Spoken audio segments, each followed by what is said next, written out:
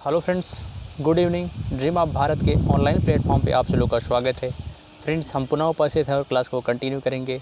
आज हम बात करेंगे प्रांतीय राज्य बंगाल के कुछ महत्वपूर्ण नवाब के बारे में, जिन्होंने स्वतंत्र रूप से एक बंगाल में बेहतर सरकार दी और बेहतर शासन स्थापित किया और अपने समय प्रजा की समृद्धि और खुशहाली का हर संभव प्रयास किया। तो आज हम बंगाल के कुछ उन्हीं महत्वपूर्ण नवाबों के बारे में बात करेंगे। यदि हम प्रांतीय राज्य बंगाल के पहले स्वतंत्र नवाब की बात करें तो 1717 ईस्वी में फ़र्रुखशियर के समय बंगाल का सूबेदार मुर्शीद कुली खां को नियुक्त किया गया। मुर्शीद कुली खां 1717 ईस्वी में बंगाल का सूबेदार नियुक्त किया गया। हालांकि 1719 ईस्वी में उसे उड़ीसा का भी सूबेदार नियुक्त कर दिया गया और 1717 से लेकर के यह 1727 ईस्वी तक बंगाल में स्वतंत्र रूप से शासन किया। यद्यपि यह मुग़ल बादशाहों से अपने आप को स्वतंत्र कर लिया था, लेकिन नियमित रूप से यह मुग़ल बादशाह को नजराने उपहार वगैरह भेजता रहता था। चूँकि यह एक योग्य और दूरदर्शी शासक और सैनिक दोनों दृष्टियों से योग्य था, इसका उत्तराधिकारी, इसका दामाद शुजाउद्दीन बंगाल का अगला नवाब बना और शुजाउद्दीन 1727 से लेकर के 1739 ईस्वी तक शुजाउद्दीन ने शासन किया बंगाल पर। हालांकि शुजाउद्दीन भी एक योग्य और दूरदर्शी नवाब सिद्ध हुआ और उसने भी बंगाल में एक बेहतर प्रशासन स्थापित किया और अपने समय उसने कई महत्वपूर्ण क्षेत्रों में काम किया। उसका उत्तराधिकारी सरफराज हुआ।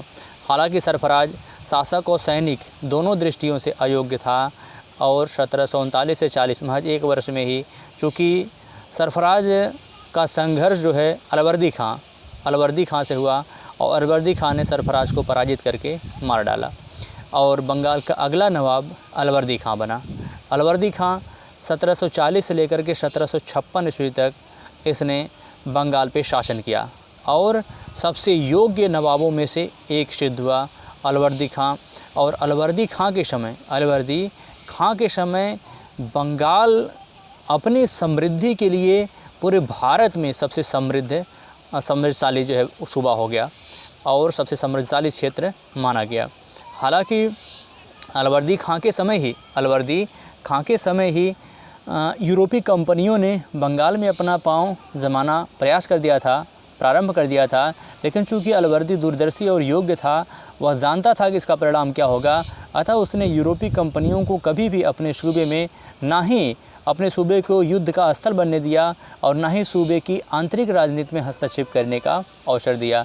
क्योंकि अलवर्दी का कोई उत्तराधिकारी नहीं था, तो उसने अपने दौहित्र नाती सिराजुद्दौला को अपना उत्तराधिकारी बनाया।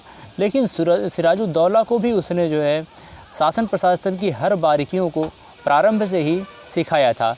चूँकि सिराजुद्दौला की उम्र महज 23 साल थी और यूरोपियों का संबंध कहीं न कहीं अलवर्दी खां के समय से ही बंगाल के नवाब और कंपनी के मध्य संबंध ठीक नहीं थे, लेकिन चूँकि उसने अपने समय की स्थिति को मेंटेन किया था, लेकिन सिराजुद्दौला के समय स्थिति कुछ और ज़्यादा नाजुक हो गई थी और इसका परिणाम यह हुआ कि 1757 ईस्वी में प्लासी का युद्ध हुआ।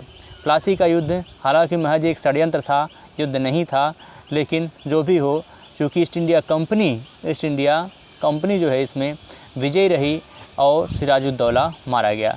चूँकि प्लासी के युद्ध से पहले ही क्लाइव और सिराजुद्दौला का सेनापति मीर जाफ़र, उसमें एक समझौता हुआ था कि बंगाल का अगला नवाब मीर जाफ़र को बनाया जाएगा और फलस्वरूप जो है वादे के मुताबिक बंगाल का अगला नवाब मीर जाफ़र को बनाया गया। क्योंकि मीर जाफ़र सिराजुद्दौला या कंपनी का एक महत्व कठपुतली बन करके रह गया। इस वजह से मीर जाफ़र और कंपनी के मध्य लंबे समय तक संबंध मधुर नहीं रहे और इसका यह परिणाम हुआ कि 1760 ईस्वी में 1757 से 60 तक यह नवाब रहा। 1760 ईस्वी में इसके जामाता यानी कि दामाद मीर कासिम को बंगाल का अगला नवाब बनाया गया। हालांकि मीर कासिम एक दूरदर्शी और योग्य शासक सिद्ध हुआ। उसने अपनी स्थिति को मजबूत किया और तुरंत उसने अपनी राजधानी मुर्शिदाबाद से मुंगेर को स्थानांतरित किया और उसने एक तोपखाना स्थापित की और ढेर सारे जो है फ्रांसीसी सैन्य अधिकारी नियुक्त किए और अपनी स्थिति को मजबूत करना प्रारंभ किया। इसका परिणाम ये हुआ कि अब कंपनी तथा मीर कासिम के मध्य युद्ध होना अनिवार्य हो गया। और इसका प्रतिफल ये हुआ कि 1764 में बक्सर का युद्ध हुआ। हालांकि बक्सर का युद्ध एक निर्णायक युद्ध हुआ। बक्सर के युद्ध में भारत की 3 प्रमुख शक्तियाँ यानी कि त्रिगुट का निर्माण किया मीर कासिम ने अवध के नवाब शुजाउद्दौला, मुग़ल बादशाह शाह आलम द्वितीय के साथ मिलकर के एक त्रिगुट बनाया और बिहार के बक्सर क्षेत्र में 1764 ईस्वी में बक्सर का युद्ध हुआ। और यह एक निर्णायक युद्ध साबित हुआ जिसमें प्रत्यक्ष रूप से सैन्य रूप से ईस्ट इंडिया कंपनी ने, और ईस्ट इंडिया कंपनी की सेना का नेतृत्व कर रहा था हेक्टर मुनरो, और इन तीनों ताकतों को एक साथ पराजित किया। हालांकि मीर कासिम युद्ध स्थल छोड़ करके भाग गया, किंतु मुग़ल बादशाह शाह आलम द्वितीय और शुजाउद्दौला को गिरफ्तार किया गया, पकड़े गए और फलस्वरूप 1765 ईस्वी में रॉबर्ट क्लाइव को पुनः लंदन से भारत बुलाया गया।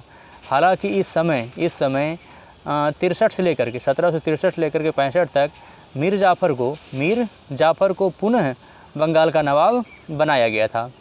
इसके बाद 1765 ईस्वी में इलाहाबाद की 2 संधि हुई। इलाहाबाद की प्रथम जो संधि हुई, उस संधि के तहत मुग़ल बादशाह शाह आलम द्वितीय से बंगाल, बिहार और उड़ीसा की दीवानी ले ली गई और फलस्वरूप इलाहाबाद की जो दूसरी संधि हुई, इलाहाबाद की दूसरी संधि के तहत दूसरी संधि जो हुई वह अवध के नवाब शुजाउद्दौला के साथ हुई। शुजाउद्दौला से इलाहाबाद तथा कड़ा का क्षेत्र लेकर के मुग़ल बादशाह शाह आलम द्वितीय को दे दिया गया और बदले में 26 लाख बंगाल, बिहार और उड़ीसा की दीवानी के बदले 26 लाख रुपया वार्षिक देना कंपनी ने स्वीकार किया मुग़ल बादशाह को। और साथ ही साथ युद्ध हर जाने के रूप में मुग़ल बादशाह शाह आलम द्वितीय से एक लंबी 50 लाख रुपया एवज़ में वसूला गया। और फाइनली आगे चल करके हालांकि 1765 ईस्वी में ही द्वैध शासन रॉबर्ट क्लाइव के द्वारा लागू किया गया। और इसके बाद हालांकि बंगाल के 3 नवाब ज़रूर हुए, लेकिन वह महज नाम मात्र के ही बंगाल थे जो कंपनी के कठपुतली के रूप में बन करके रह गए, जिसमें नजीमुद्दौला हालांकि 1765 से लेकर के 66 तक जो है वह बंगाल का नवाब रहा।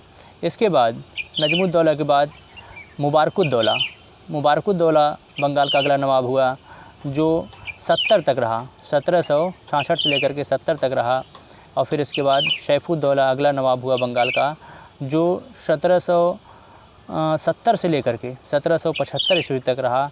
इस तरीके से 1775 ईस्वी में पूरी तरीके से बंगाल के नवाब का पद समाप्त कर दिया गया और ईस्ट इंडिया कंपनी का वहाँ पर राजनैतिक इतिहास प्रारंभ होता है।